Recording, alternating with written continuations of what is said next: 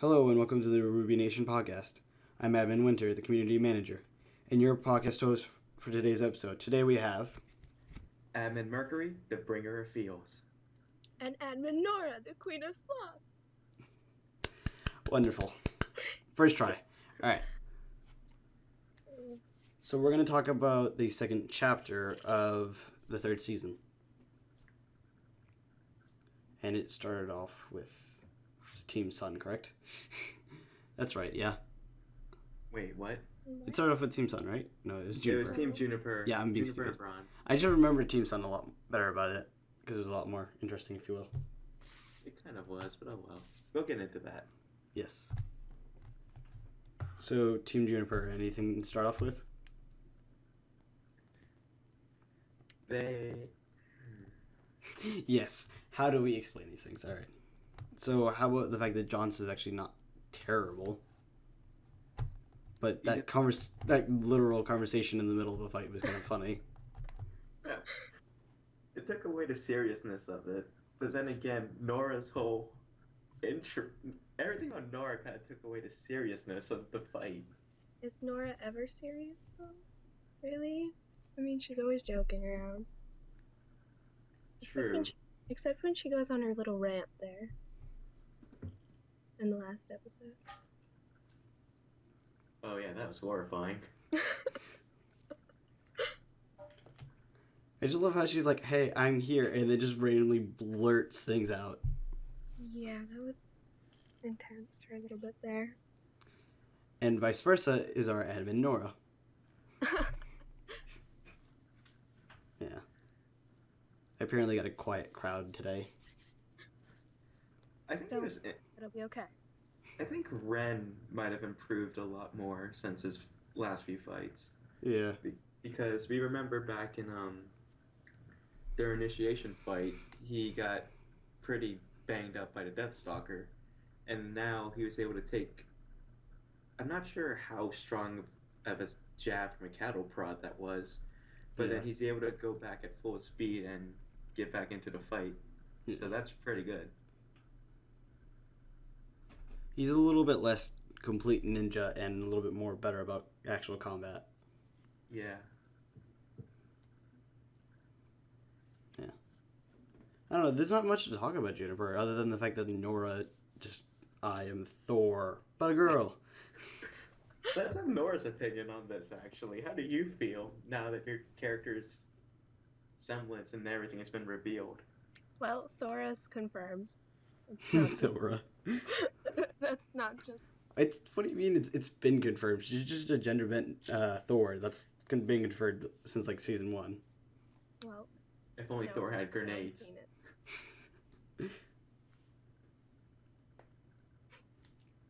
She's cuter though. She's cuter. That ended the fight though when John goes, just hit him with a hammer. Got it. it. But that's twice they've all been just lined up for the last shot. I wonder if that's like training with the same teams. You know what I mean? Like Team RWBY and Juniper actually fighting together and learning that kind of technique of grouping them up together and just smacking them in one final blow. You know what I mean? Yeah. Yeah. I think but with Ruby's fight, I think that was more just like lucky placement because she had to free up the other two. No, especially the first episode is very much so like in like a line. If you look at the actual animation, they're in a line, just ready to get all smacked at once. The second episode, it's like you guys are in the same cluster, and Nora's just gonna destroy you all. That's true, but the thing was though with Juniper's fight, she sent them over there. That was like proper placement. It's almost the same thing as Ruby's. They just ended up in the right area because as Arslan had to free the other two guys from the giant ice boulder. Yeah. So they were all in the exact same area, and there's like perfect timing. Yeah. I have to admit though, Team Bronze's dynamic was very interesting. Like, you could think about it, like, look at Ruby and Juniper. They all can specialize at different fields of combat, from long range, short range, and medium. Yeah. Bronze is almost completely close range, with the exception of their sniper. Yeah. That's, hey, we're going to have this really intimate fight and then get sniped, get sniped, get sniped. And that's how Ren got downed the first time, was because the placement of her bullets made him go straight into his cattle prod. Yeah. Yeah. See, that's like, that's wonderful, but like, and I love the fighting scenes in RWBY, they're wonderful, but I feel like there's not enough filler content, if you will. Like, there's no bonding scenes between, like, any of these teams that you can see of, you know what I mean? Yeah. Like, you see this small little burst of their actual personal life, but most of it's actually, like, fighting. And I think that's why I really love the fandom, because it's, like, most of, like, everything else that isn't fighting is just the fandom wishing it to be that way. I think that's why I really got into this fandom, not because the animation was wonderful, but which it kind of is, but mostly because of the fandom. Yeah, they're pretty awesome. Okay, I just wanted to look this up real quickly on the RWBY wiki for Team Bronze. It's still official. The sniper and the guy with like the gears on his hands, they're both still unnamed. Interesting.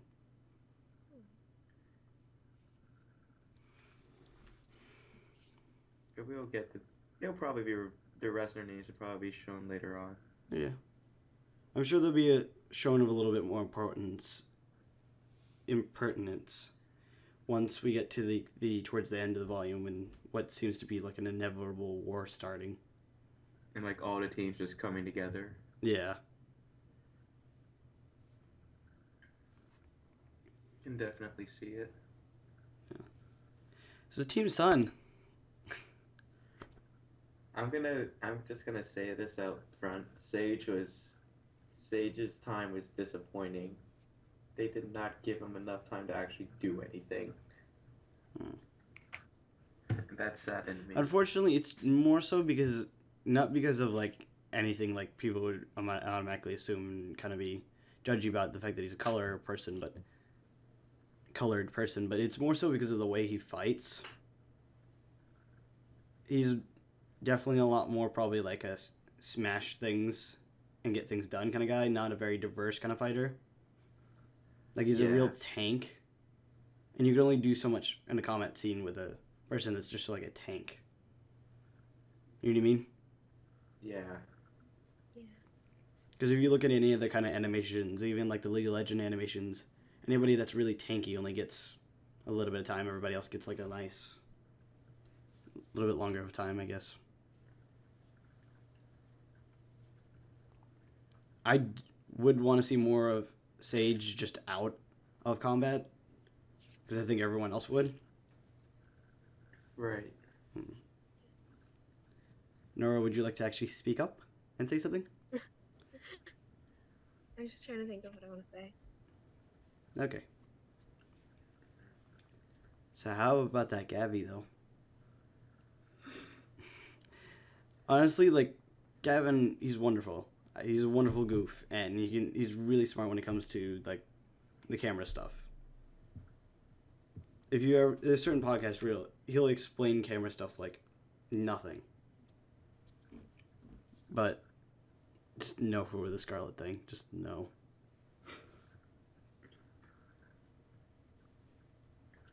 Yeah. I haven't heard enough of Gavin and any of his other things, like in this podcast or any other roles, so I can't exactly say whether or not I like him in it, but I admit... Let me send you a video later then, because once you get a rough idea for Gavin, you're like, no. Because he's a good goofball, but he's not, in any way, a good... British, or at least actor, maybe? He's good for his own thing, like in X-Ray and Vav, being himself is just kind of good. That's why that one works well. But like that's the reason why he's not in any other animation, because his voice is just too how do I put this? Unique. And no matter how you would change it, all you could hear was Gavin, and it's just being a really silly voice. You know what I mean?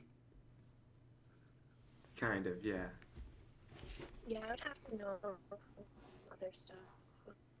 Like, you're using, like, that British suave kind of thing that you would want in Scarlet. He's just kind of more of, like, oh, you deaf kid. Oh, you know what I mean? Like,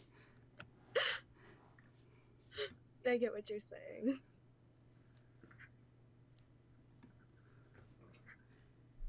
no, I'm not going to try. I was about to do an accent that was a lot more suave British, but no, I'm not going to do it.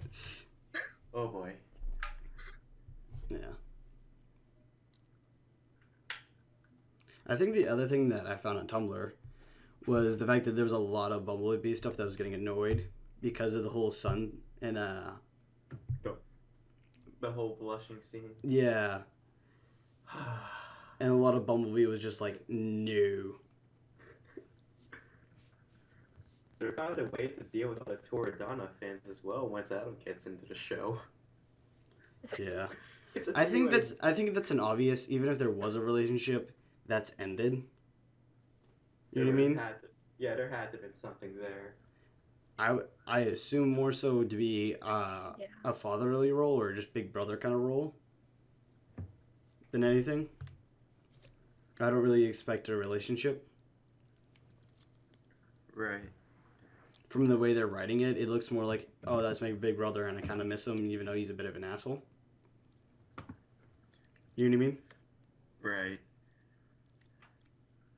It's like you love them for who they are, and then they just keep going, and then you're like, no, none of that. Yeah.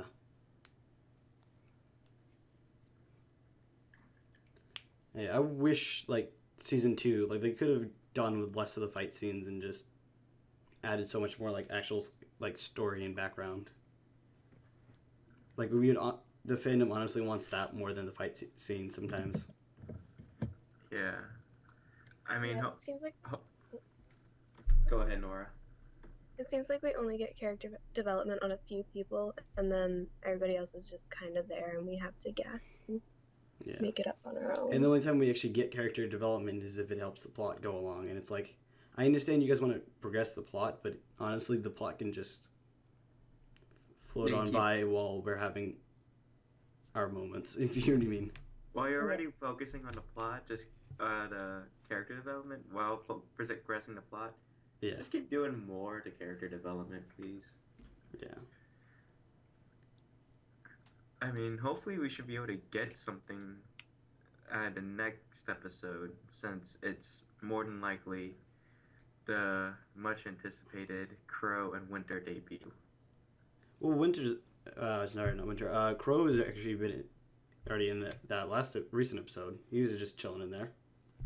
But I don't consider that like his true debut.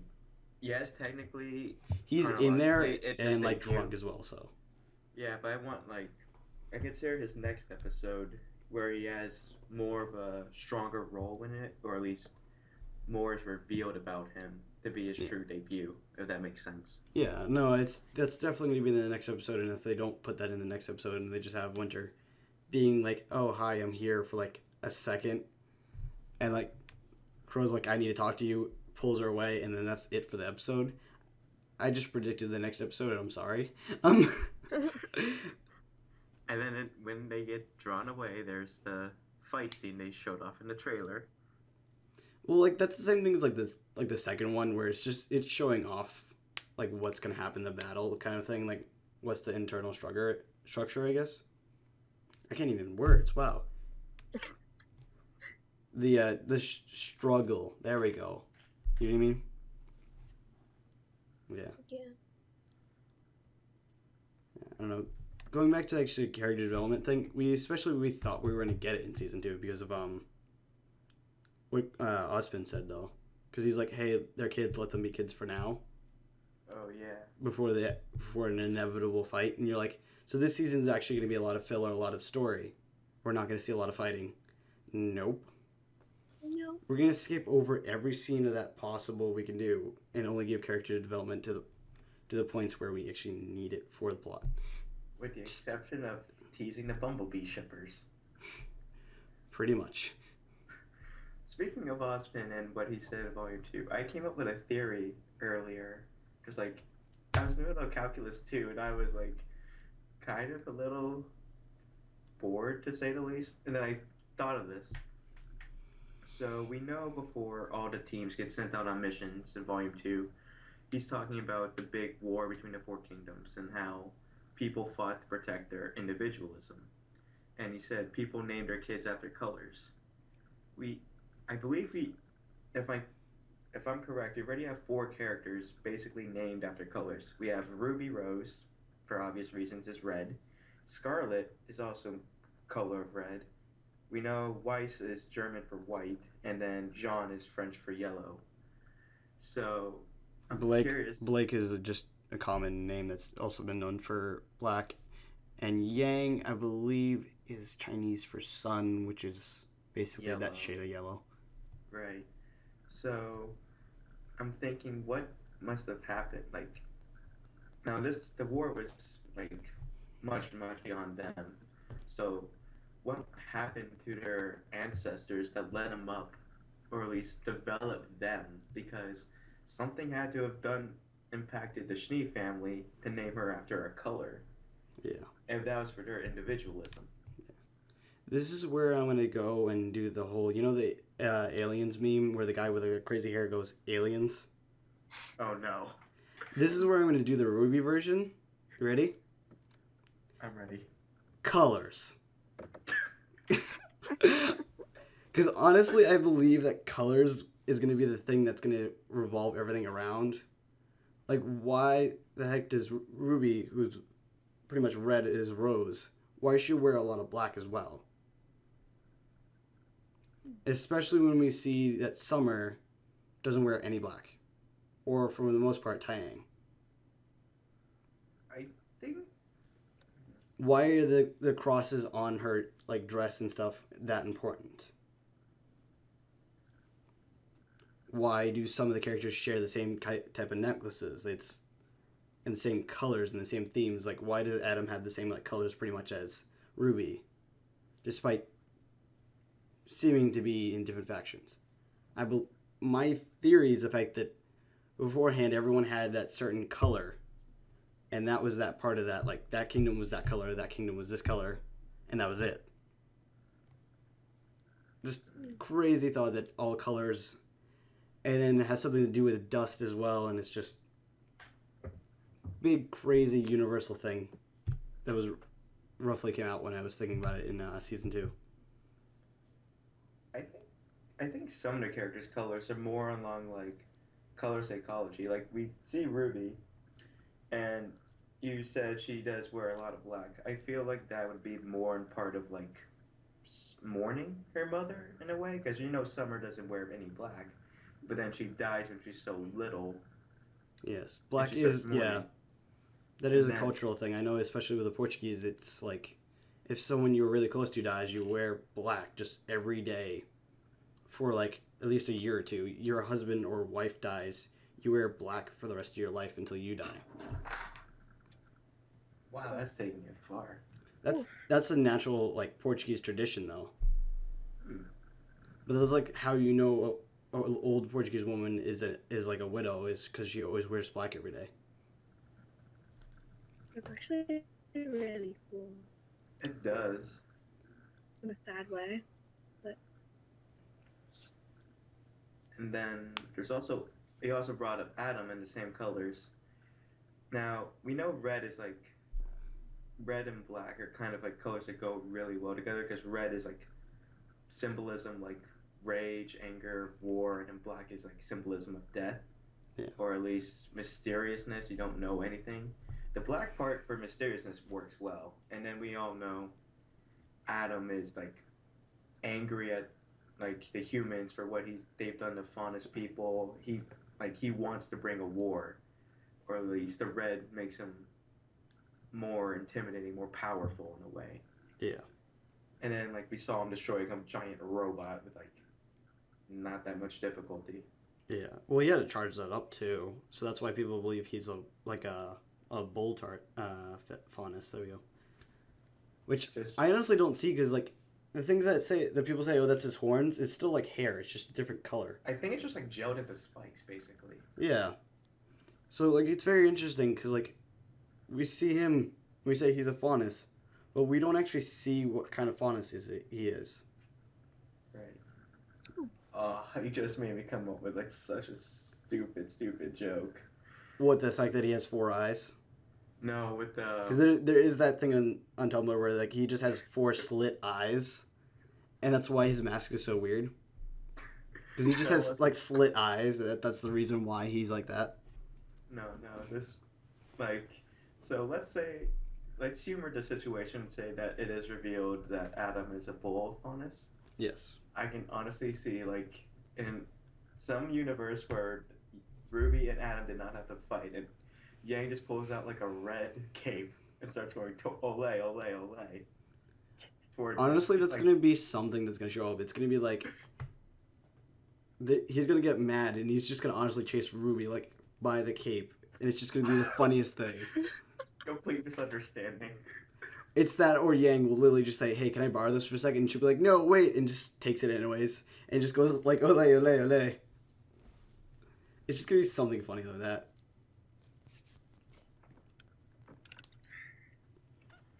I feel like I'm slightly talking over you guys. I'm sorry. It's fine. No worries. I wonder if Blake is gonna.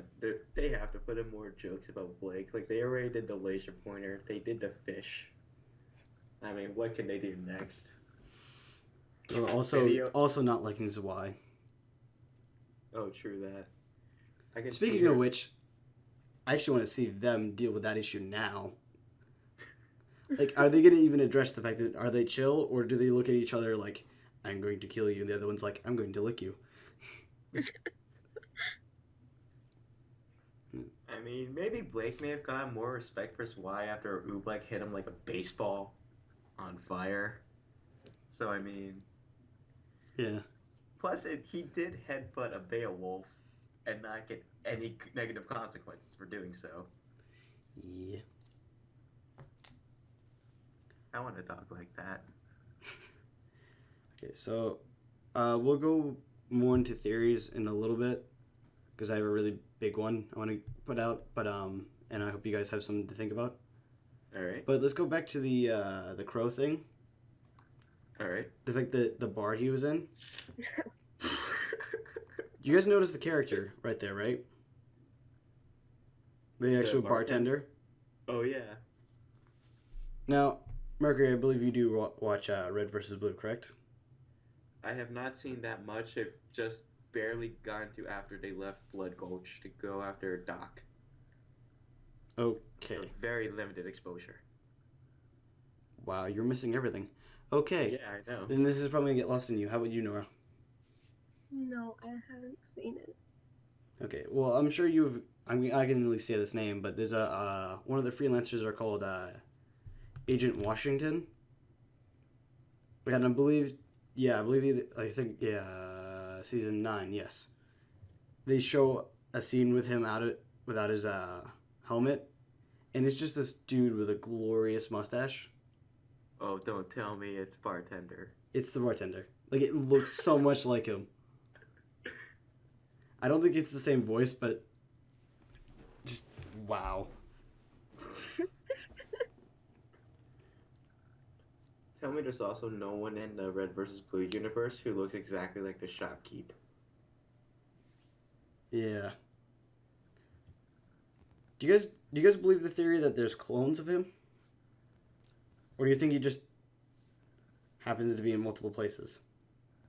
I think he's just a very busy guy who runs multiple jobs. Because the noodle things happened twice, the dust thing happened once, and I forget whether the truck was a noodle. And he was also... Sorry. It might have been dust, actually. He might have been dropping... I think it was a dust truck. Was it? Or was it a noodle one? That's the question. I'll probably put it up on the video now. And keep it up there for probably a good 10 to 15 seconds. But we're going to talk about it right now.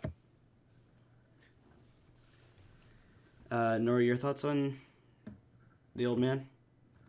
The old man? Yes. Um, if I think he has clones? Yes. I don't know. That's the first time I've heard that. Seriously? Yeah. Interesting. Do you really think he just has a dust shop and a noodle shop? I mean, I don't see why he couldn't, but it also would make sense that he didn't. Yeah.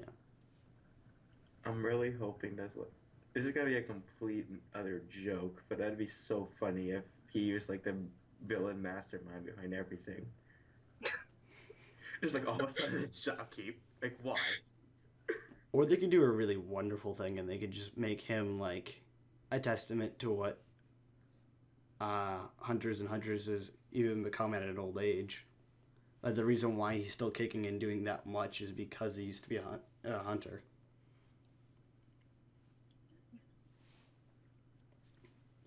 And also, like, if you, especially in the first episode of this season, or sorry, volume, did you see how fast he was actually doing things? Yeah. Yeah. I think he might be just a retired hunter. That could be possible.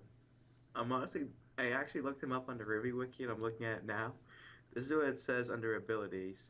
He operates and possibly owns multiple storefronts, fills a bowl of fish for Blake after she requests it in under 3 seconds, has the strength to throw credit cards like knives and embed them into a wooden surface, and has proven his dexterity by stacking large bowls above his head. So yeah, he might be a retired hunter then. That would make a lot of sense because the whole desk shop stuff, he probably would give like discounts or something, Yeah. and then serving food at the tournament. I could see that. Yeah.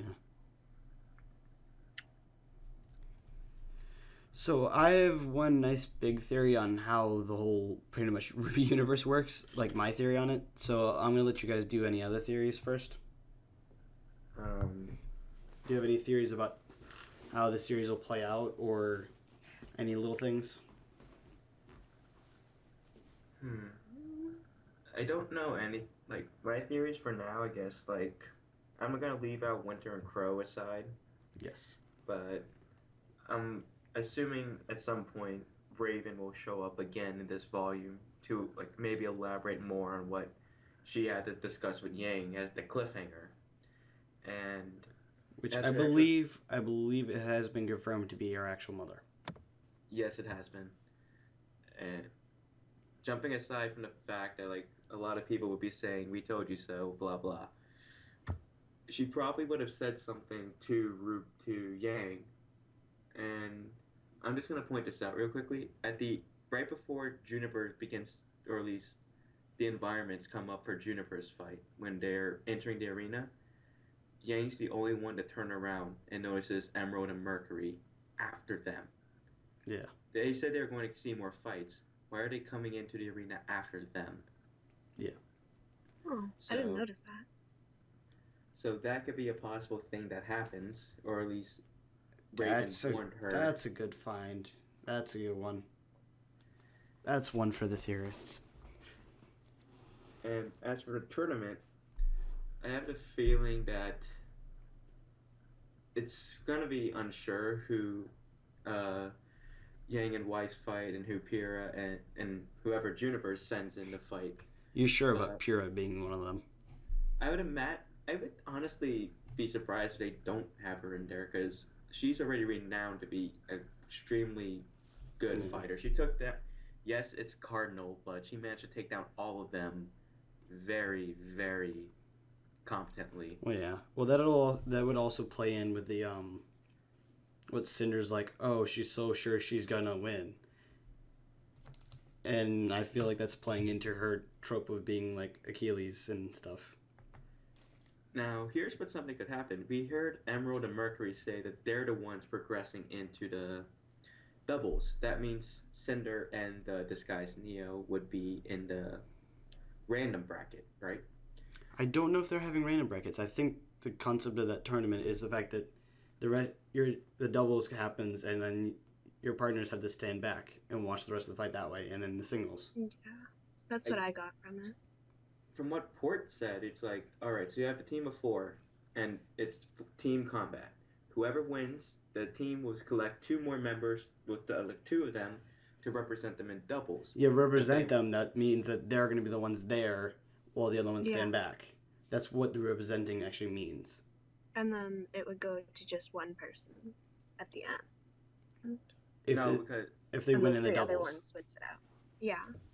And then the Because- three others would sit out.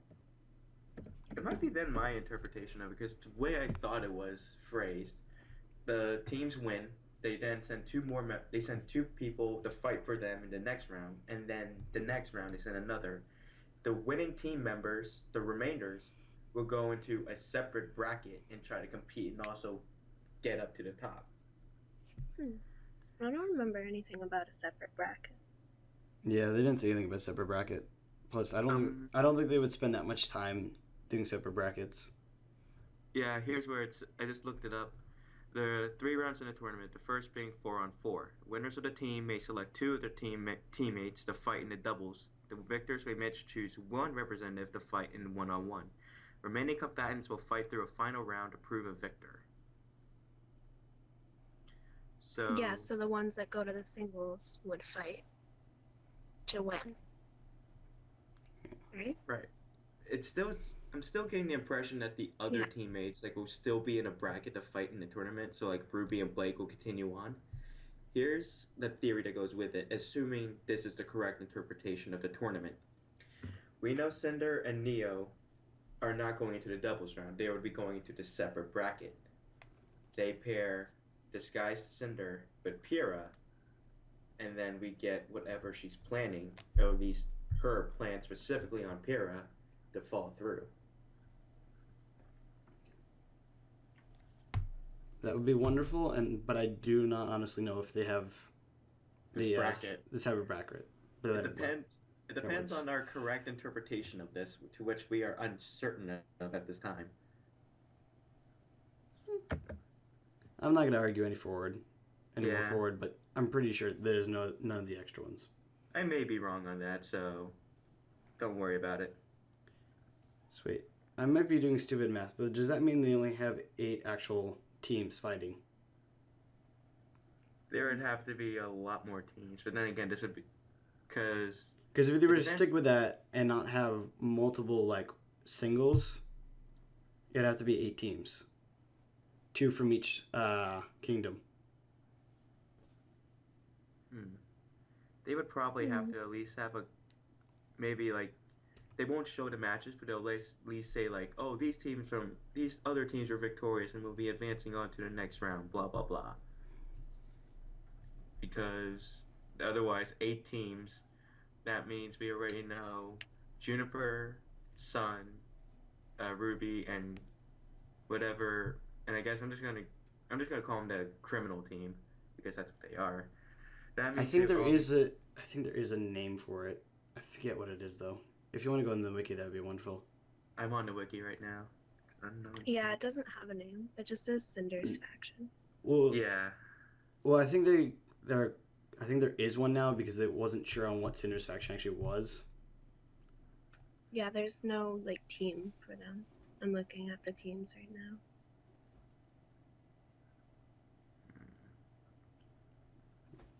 I think one of the suggested one was Team Chime, I think, or something. I I don't remember. know, it sounded like a spice or something, I think. I remember back when it was when Roman wasn't in jail yet, and it was Cinder, Roman, Emerald, and Mercury. It was Team Crime. Yeah, which would have been wonderful. Which was apparently the most biggest coincidence in the world, though.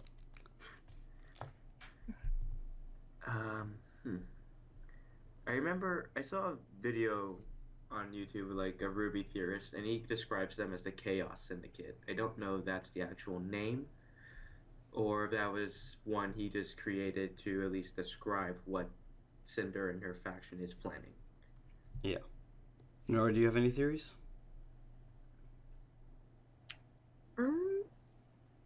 I don't know that I have any theories. I have questions though that I don't understand. Okay, how did Blake know that Neptune was scared of water? And I why think is that's Neptune one of those water? things where we were talking about earlier with they don't give any character development, so they probably talked about that. those three teams probably like hanged out with each other a lot, and it just was never shown because they just don't bother to show any character development. I can see Sun like just like letting it drop. Like in the second volume, he's like tells him not to like tell anyone, like not even Scarlet and all that stuff. Yeah. So maybe he felt like maybe that's happened to him before, and as revenge, he told Blake that he's scared of water. Yeah. What was really kind of funny is that the Bumblebee fans were just like that was just them pretending to like each other. Because they've only wow, I can't words. Shared like mutual interest. I don't know how to explain it, but like in the dance, they only kind of like just danced to each other. They didn't, and then like they didn't actually touch each other, right? But when Yang and Blake danced, they actually touched. Right. I also love how. I'm sorry for interrupting. No, it's fine. It's fine. I'd rather you guys talk. Anyone who was going for the iceberg ships with Neptune and Weiss, like the moment he starts. Hold on, wait a second. Wait a second. Can you give me 1 second? Yes, go ahead.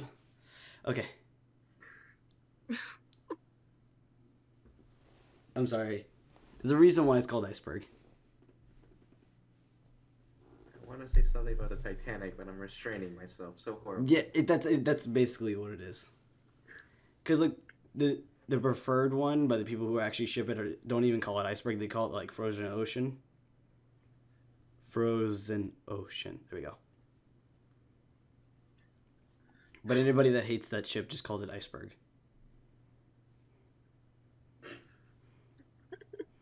I can see that so well. Okay, so I guess I'll put out my like general theory about how the World of Remnant kind of works. Considering I don't know if I'll be able to find the original podcast episodes, so I'm just gonna restate it now, so it's actually recorded. Okay. All right. So I very strongly believe that the World of Remnant is nothing like Earth. Like for instance, the gravity isn't the same. And they base everything, like if anybody does like science on like the things that happen, it's like based on Earth's like physics and stuff. Like for instance, theoretically speaking, Yang, when she got kicked up above the cafeteria, in the ceiling of the cafeteria, she was supposed to like break the sound barrier, get past the Earth's atmosphere, and come back down. Now, granted, she does have her semblance of like, what is the word for it? I'm just gonna call it payback because that's what it kind of is like. There's an actual word for it, kinetic energy, which is very well demonstrated in the verses for, not versus Death Battle, with Tifa from Final Fantasy. He's showing that like, she just absorbs the energy and just bursts it back out. Granted, she does have that, and she goes through like pillars, stuff that's supposed to take like tons of pressure to actually break. Not to mention also getting knocked down by Nevermores. Yeah. In the Breach battle. Yeah. I just think that the gravity is at least like a little bit less than Earth's, at the very least, like a little bit less than that. Mm-hmm. And then the fact that like the bullets, I don't think they honestly work the same way we have here, where they're like the speed of a bullet is something that's dodgeable. Not dodgeable in this universe. But in that universe it is, because the actual shots are slower because they're using dust, not an actual form of metal. You know what I mean? Yeah, but to be honest... So that's why they're actually dodgeable. To be honest though, none of the weapons in the RWBY universe can make that much sense. Like, we look at Pyrrha's weapon, for crying out loud. Yes. You cannot have it as a sword and then make it into a javelin and then have it being powered by rifle shells. Yeah. That's not how logic works. And then the same thing with Blake's sword. Well, yeah. Actually, the only thing that I think they have to follow is the basic things about the way the universe works. The fact that like you can't have two objects in the same space at the same time, like same bits of matter in the same space. Right. So that there has to be some advanced mechanics for her weapon to work. Either that or it's dust, and that somehow can at least, because we don't know that much about it except We know it's a they type. created it. We do know it's a type of energy source, and the fact that they're able to harness it, and when it does fire off shots, it is explosive. So, I forget what it's called. It has something similar to it. It's just like combustion energy, I guess you could say. As far as we've seen. Well, we also have seen Weiss be able to manifest into ice. Yeah, but that has a lot to do with her own being, having her own ability to control the actual elements. Sorry.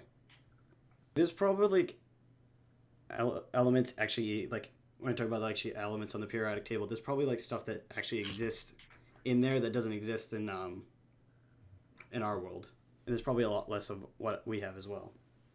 Yeah. Right. The only thing I could really like, this is more of just a fan thing, but I really loved the Sun and Indigo battle. Jeff Williams was spot on with that nautical music theme. Yes. That was like so brilliantly done. Yeah. I'm so sad we have to wait so long for the soundtrack. Yeah. So I'm gonna end the podcast here, though. Alright. Okay. Thank you guys for listening, and hopefully I'll see you next week. I am Admin Winter. I am Admin Mercury. I'm Admin Nora. And we all love you. Bye-bye. Bye. Bye.